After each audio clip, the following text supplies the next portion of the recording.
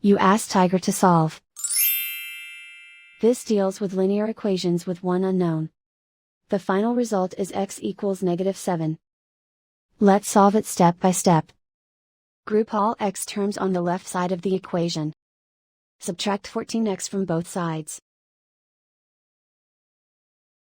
Group like terms. Simplify the arithmetic. Group like terms. Simplify the arithmetic. Group all constants on the right side of the equation. Subtract 6 from both sides. Simplify the arithmetic.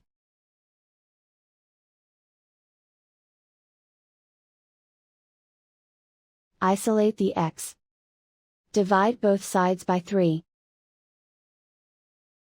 Simplify the fraction. Find the greatest common factor of the numerator and denominator. Factor out and cancel the greatest common factor. And so the final result is x equals -7.